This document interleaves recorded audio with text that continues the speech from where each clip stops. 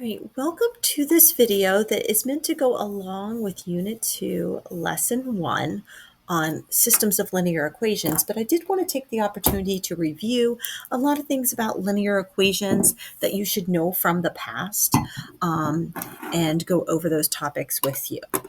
All right, so let's review all the basics of linear equations. Starting with the slope of a line, okay? The slope of a line deals with the rise or fall of a line as you go from left to right. It's always left to right, okay? So the formula for slope is y2 minus y1 over x2 minus x1, or you can count rise or fall over the run. So if you'll remember, if you have 2 points and you label them x1, y1, and x2, y2, hopefully by this point in your mathematical career, you don't have to label them though. y2 minus y1, so that's 2 minus 6, and then x2 is 3 minus x1 is 1. So I have negative 4 over 2, which reduces to negative 2 over 1, or negative 2. So that's the slope of that line. We use m to represent slope. You can also get it by counting the rise or fall of the line starting from the leftmost point. You'll notice to get to the point on the right, I have to go down 4 and to the right 2. So the rise or fall, its fall is negative, rise is positive. So I go down 4 over 2, which also reduces to negative 2 over 1, or negative 2. So you get the same slope of the line whether you do it with the formula or by counting rise over run. Very important that you can find the slope of a line, because this year we will be doing slopes of functions between any 2 points. And as the slopes change, they will change. And that's a whole foundation for calculus as well, is slope of a line.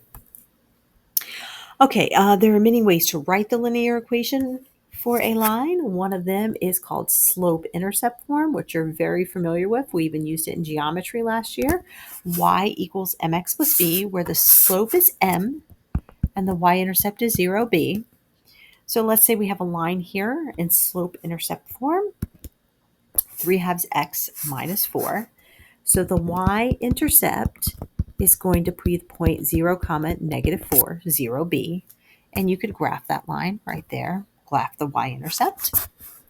The slope is 3 over 2, and it's a positive slope, which means it's a rising line. It will rise to the right, because all positive slopes rise to the right.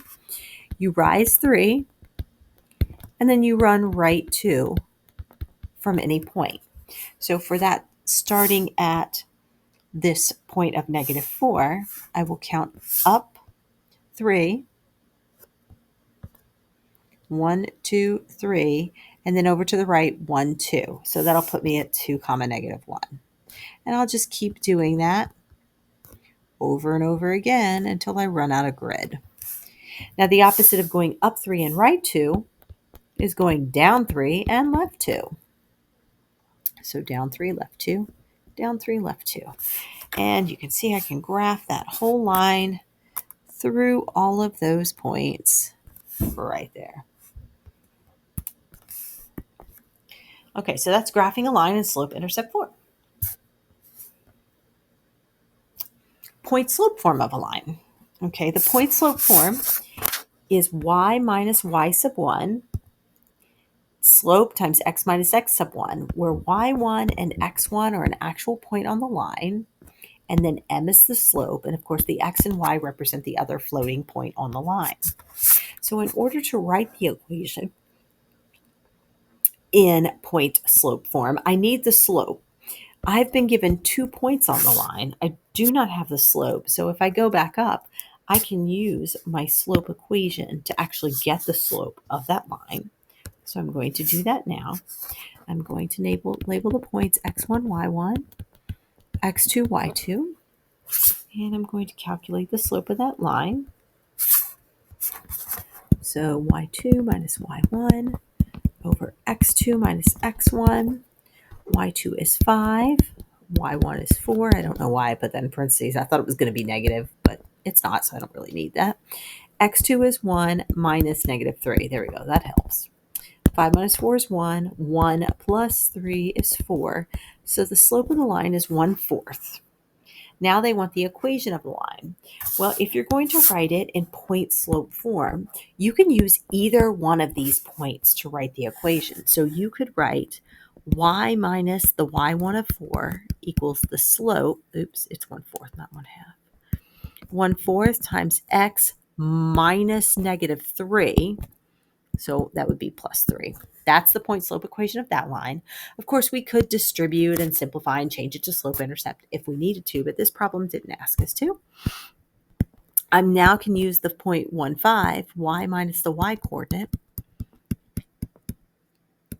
x minus the x coordinate of 1.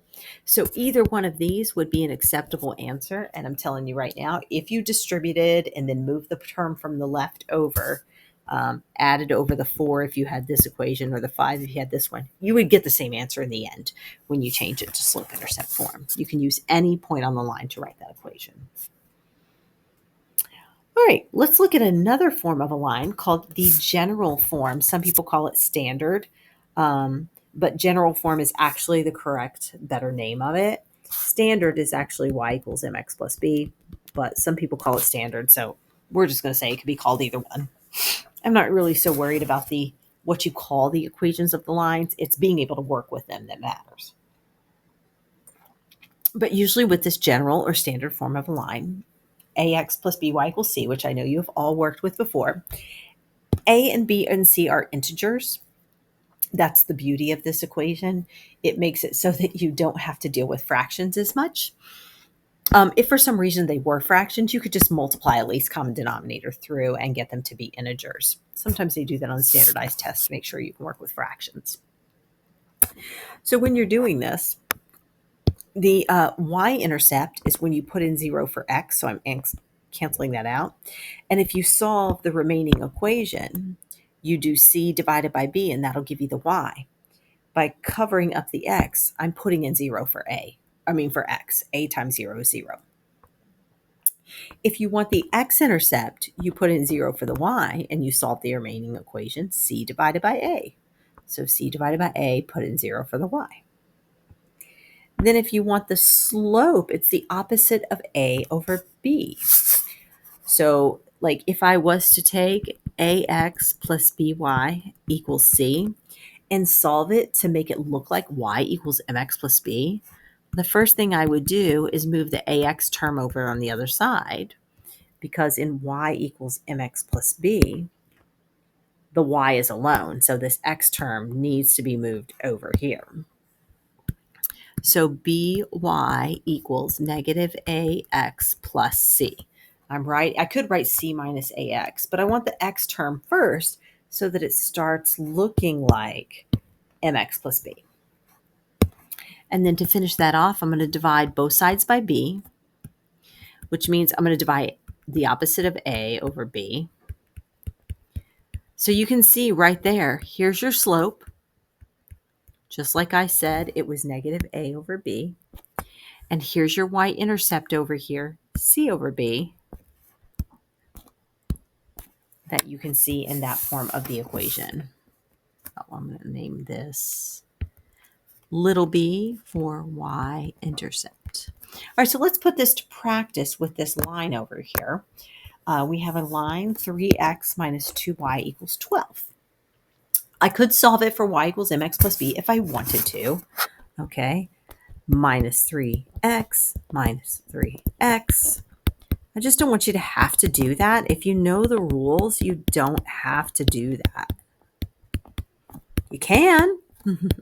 Nothing's stopping you. All right, so I can change it to slope-intercept form. Start at -6 and then go up 3 over 2 until I run out of grid.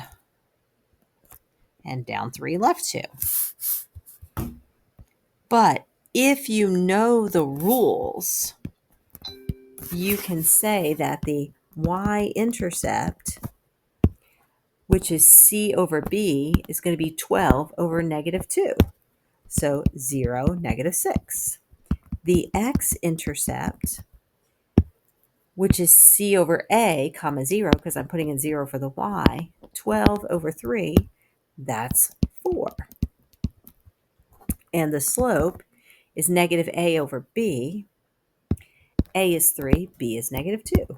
So negative of A and B is negative 2, 3/2. And we can see by looking at our graph, that's exactly what we have. X-intercept at 4, 0. Y-intercept at 0, negative 6.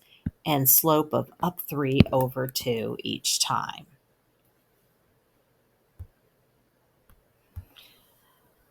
All right. You can use any form of a line to write the equation of a line. You can use slope-intercept form, point-slope form, point-slope cross-multiplying form, which is really helpful when your slope is a fraction if you don't like fractions. And general form you might not have seen before. I'm going to show it to you, but I'm not going to require you to write lines that way. It's just that you can. All right, so we're going to use the points negative 5, 7, and 2, 9 to write the equation of line with each method. And each time, just to show you that it's the same line, I'm going to go back and change it to this so you see that we get the same answer regardless of what we work with.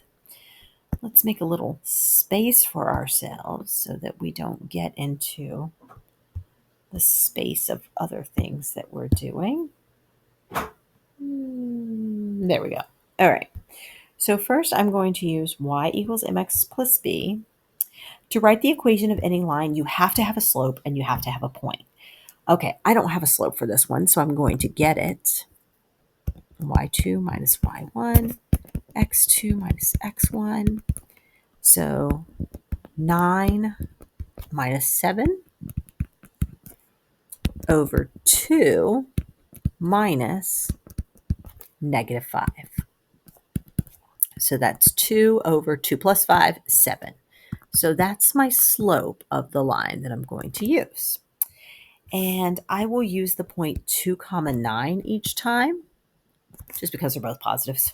Okay, so if I want to write the equation of a line using y equals mx plus b, what I will do is I will plug in, y, m, and x and solve for b. So y is 9, m is 2/7, and x is 2, just taking right here, these three things. So y is 9, plus b. I'm solving for b. 2 over 1 times 2 over 7 is 4 over 7. So I need to subtract 4 over 7 on each side. So I need to change 9 into something over 7. That'll be 63 over 7. Okay, so you see how this is getting a little fractiony? Sometimes that's not the best way to do it, unless that's what you're most comfortable with. 63 over 7 minus 4 over 7 is 59 over 7. So that is my value for b. So y equals mx plus b, 2 over 7x plus 59 over 7. All right, let's hope I didn't make a mistake. We will find out, because if I don't get the same answer again, I will have to hunt for errors. All right, the next way to write the equation of a line is I'm going to use what I call straight line point slope equation, because everything goes across in a straight line. So y minus the y coordinate I'm using, which is 9, equals 2/7 times x minus the x coordinate I'm using, which is 2.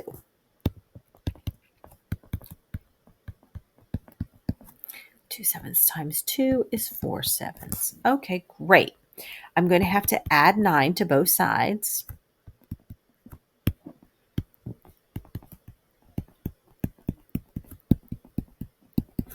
And 9 is 63 over 7. Oh, that's supposed to be minus. All right, so then if I combine my like terms here, and look, I got the same daggone answer again. Big surprise. I told you we're going to, so you don't have to worry about that. All right, so that's how you can use the straight line one. All right, next, point slope cross multiplying. Okay, so if I take this equation over here, let me do this in a different color. Y minus y1 equals m times x minus x1. And I divide both sides by x minus x1. You see how that cancels, and I get m equals y minus y1 over x minus x1. That is the point slope cross multiplying equation. So I'm going to use that to write the equational line.